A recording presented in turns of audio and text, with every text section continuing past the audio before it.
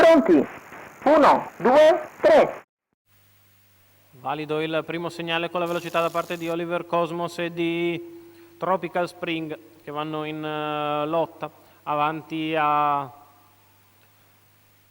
Veronese, poi ancora, anzi Zorban Grad, il quale precede Zima Jet, Zumba B che è rimasta all'esterno mentre sembra voler puntare subito dritto Tiletual che sposta dalle retrovie e si mette in mezzo alla pista. In vantaggio Oliver Cosmos nei confronti di Tropical Spring, terza alla corda è Zorban Grad davanti a Zima Jet, all'esterno Zumba B coperta da Tiletual la quale risale, 34 i primi 400 metri di corsa con Oliver Cosmos che conduce il ritmo. Seconda alla corda è sempre Tropical Spring, avanti a Zorban Grad, 600 metri della testa, vanno via in 46,4. Con Oliver Cosmos che conduce, secondo alla corda è sempre Tropical Spring al largo. Tiletual sposta e va a fare la seconda pariglia all'esterno Zorban Grad. Primi 800 sono andati via in 1 e 2. Primo giro così completato con le pariglie che si sono formate. Sono 4 pariglie per gli 8 concorrenti. La prima è composta da Oliver Cosmos e Tiletual, la seconda da Tropical Spring e Zorban Grad, poi ancora Zima Jet e Zumba B, quindi Veronese, che chiude alla retroguardia insieme a Rue du Bac. 1.18,2. Per il primo chilometro Oliver Cosmos e Tiletual viaggiano apparigliati, poi Tropical Spring secondo alla corda con a lato Zorban Grad, al quale vengono tolti i tappi estraibili.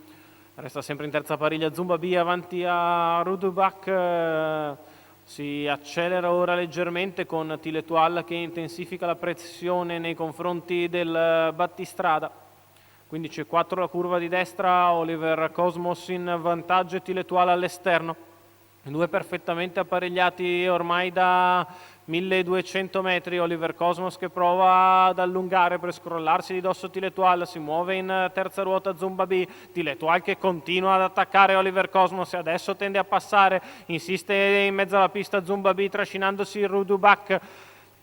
L'ultima curva passata in 15,1 da Tiletual che prova a passare nei confronti di Oliver Cosmos, il quale non è ancora battuto del tutto. Tiletual è passata, va di dentro Tropical Spring, al largo Zumba B, triplo per Filippo Monti. Tiletual la porta a casa nei confronti di Zumba B. Per il terzo Rue du Bac corre molto bene ma era partito davvero troppo male.